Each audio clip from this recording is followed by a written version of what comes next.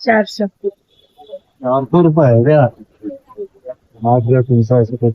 जाता तो नहीं है, सबको टोक टोक के चली जा रहा है। कौन कहा तो कब पूछना पड़ेगा ना। आप तो टोकती रहती, इसको टोक रहा है, उसको टोक रहा है, जा रहा नहीं। ज्यादा कितना कम करोगे? ज्यादा नहीं, 400 समझ, 400 रूम का है, ठीक है, 400 रूम का लेंगे, तुम्हारा पूरा सर्विस है। अरे वहाँ बोल के ये फिर मैं सर तो मेरे साथ कभी नहीं है वहाँ भी।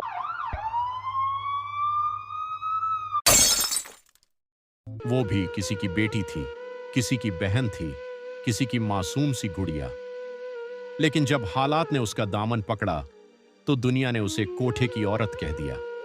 किसी ने उसके जिस्म को खरीदा, पर किसी ने उसके आंसुओं की कीमत नहीं पूछी। हर रात वो टूटती है, मगर हर सुबह फिर खड़ी होती है, क्योंकि भूखा पेट, बीमार माँ और पढ़ाई करता भाई उसके आंसुओं से नहीं, उसकी कुर्बानी से जिंदा हैं। वो बदचलन नहीं, मजबूर है, गुनहगार नहीं, जिंदा लाश है। और सबसे बड़ा दर्द यह है कि वो हर रात मरती है, लेकिन समाज उसे ही जिंदा नहीं रहने देता। इन्हें जज करने से पहले इनका दर्द महसूस कीजिए। वीडियो को अंत तक देखिए, शायद किसी की खामोशी आज आपकी आवाज बन जाए।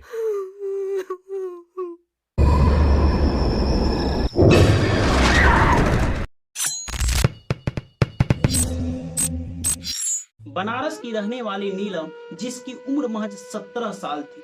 नीलम जब 17 साल की थी तब उसकी पिता की मृत्यु हो गई।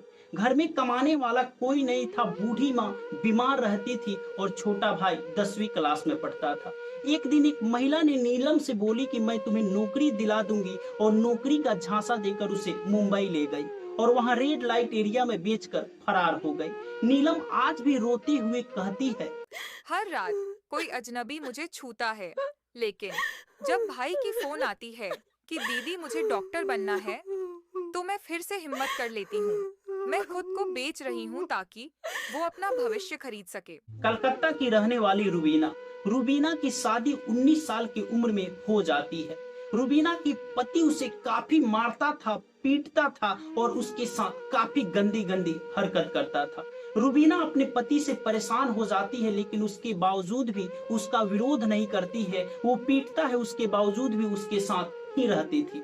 लेकिन एक दिन की बात है कि रूबीना को उसका पति काफी ज्यादा पीटता है। जब रूबीना बेहोश की हालात में हो जाती है तो उसे हॉस्पिटल लेके जाता है, इलाज करवाता है। जब रूबीना ठीक हो जाती है तो उसका पति बोलता है कि चलो मैं तुम्हें एक अच्छी सी नौकरी दिलवा देता हूँ। नौकरी का झांसा देकर उसका पति उसे दिल्ली लेकर आता है और एक दलाल को बेचकर फरार हो जाता है।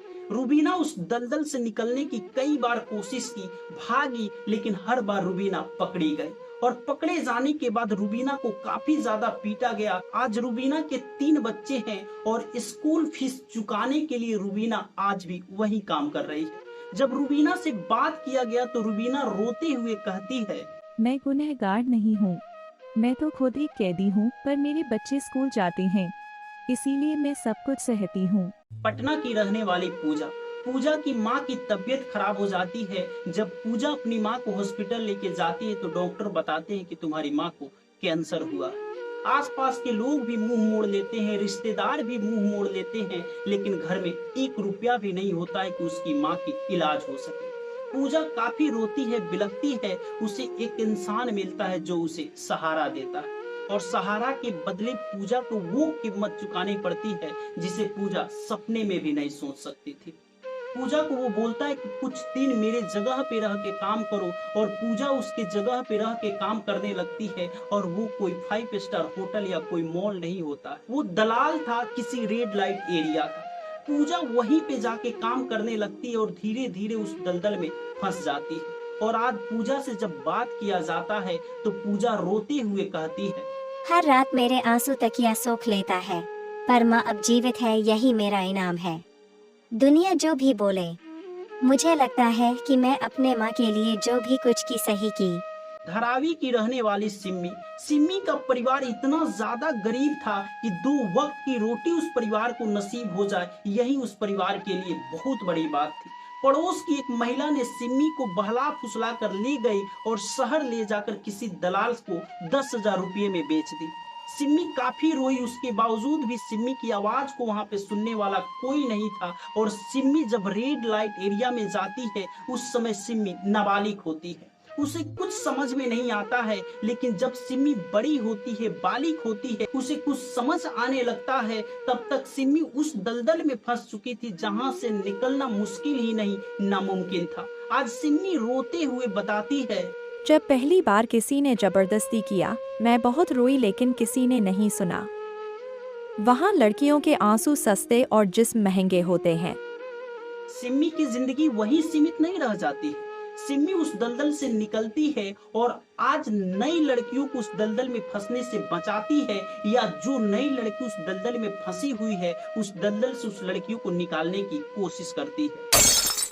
अब बात करते हैं रेशमा की, जिसकी कहानी आपकी आंखें नम कर देगी। रेशमा जो कि 30 साल की है, वो मुंबई के कमाठीपुरा की बदनाम गली नंबर 12 में काम करती थी। रेशमा को भी वहां किसी ने बेचा था। रेशमा की आंखों में आंसू और दिल में दर्द लिए रेशमा वही काम कर रही थी, क्योंकि उसके पास कोई विकल्प नहीं था।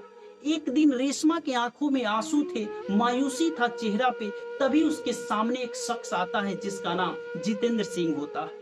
जितेंद्र सिंह भी वहीं पे यानी उसके आसपास के गली में कैटरिंग का काम कर रहा होता है। जितेंद्र सिंह जब रेशमा के करीब जाता है तो रेशमा उससे बातें करती है, डील होता है, उसके बाद रेशमा उसे अपने कमरे में लेकर चली जाती है।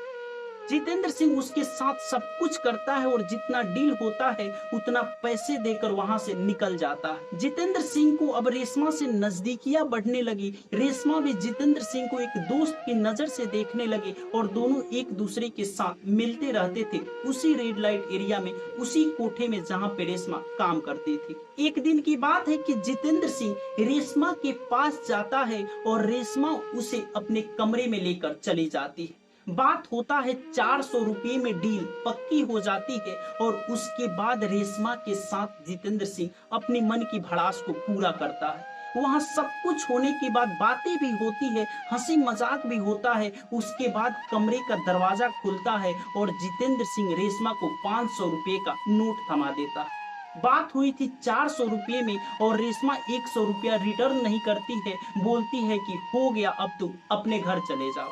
जितेंद्र सिंह काफी गुस्सा हो जाता है, लेकिन रेशमा यहाँ उससे मजाक कर रही थी और बोल रही थी कि मैं 100 रुपया नहीं दूंगी।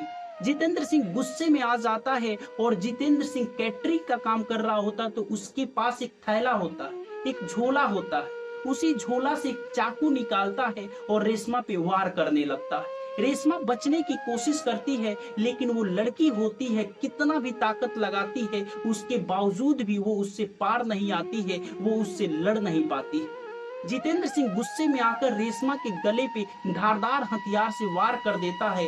रेशमा चीखने लगती है, चिल्लाने लगती है। उसकी आवाज को सुनकर रास्ते से एक इंसान जा रहा होता है जिसका नाम होता है मोहम्मद शहबाज। मोहम्मद शहबाज रेशमा के बीच बचाव में जाता है, लेकिन जितेंद्र सिंह उस इंसान को भी घायल कर देता है और फिर वहां से फरार हो जाता है। मौके वारदात पुलिस वाले पहुंचते हैं, जो कांस्टेबल वहां पे पहुंचते हैं जिनका नाम होता है राहुल धुल्ले। राहुल धुल्ले इस सारे मामले की जांच करते हैं और फिर जितेंद्र सिंह के ऊपर एफआईआर दर्ज कर लिया जाता है। ये मामला 13 अक्टूबर 2019 को हुई थी, लेकिन आज 2025 आ गया। 5 से 6 साल बीतने के बावजूद भी आज भी रेशमा को इंसाफ नहीं मिल पाया। रेशमा की रूहें दर दर भटक रही है। रेशमा की चीखें आज इंसाफ की गुहार लगा रही है, लेकिन उसके बावजूद भी आज भी रेशमा को इंसाफ नहीं मिल पाया है। 17 लोगों ने गवाही दिया, जिसमें पुलिस कांस्टेबल राहुल धुल्ले भी शामिल होते हैं। उसके बावजूद भी उस लड़की को, उस रेशमा को इंसाफ नहीं मिल पाता और ये मामला आज भी मुंबई हाई कोर्ट में अटका हुआ है, मुंबई हाई कोर्ट में चल रहा है। अब देखिए रेशमा को इंसाफ मिल पाता है या नहीं मिल पाता है।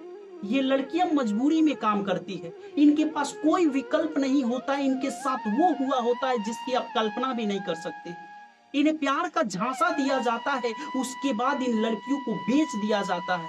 इनके पास कोई विकल्प नहीं बचता है, क्योंकि घर परिवार के लोग भी इन्हें छोड़ चुके होते हैं। तमाम तरह की मजबूरियां होती है, उसके बाद इस लड़कियों के साथ ऐसी दुर्व्यवहार किया जाता है, ऐसी दरिंदगी किया जाता है जिसकी कोई कल्पना नहीं किया जा सकता। आजकल सोशल मीडिया पे लड़कियों से प्यार किया जाता है, फिर उन्हें झांसा दिया जाता है, बड़ी बड़ी दुनिया दिखाई जाती है और उसके बाद उस लड़कियों को लाकर रेड लाइट एरिया में बेच दिया जाता है। उस लड़की की क्या गलती है?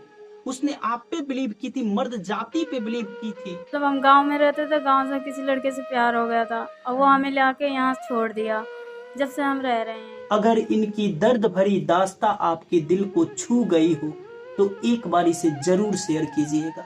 क्या पता आपका एक शेयर किसी बहन को अंधेरे दलदल में फंसने से बचा ले। क्या पता आपकी एक क्लिक किसी माँ की आंचल में खुशियां भर दे। ये सिर्फ वीडियो नहीं, ये हकीकत है उन मासूमों की जिनकी चीख किसी चार दीवारी में टकरा कर रह जाती है, जिनकी चीखें चार दीवारी में कैद होकर रह जाती है। और शायद आपका एक छोटा सा कदम किसी की जिंदगी बदल दे। शायद आपका एक शेयर किसी बहन को उस रास्ते पे जाने से रोक दे जहां से लौटना नामुमकिन है।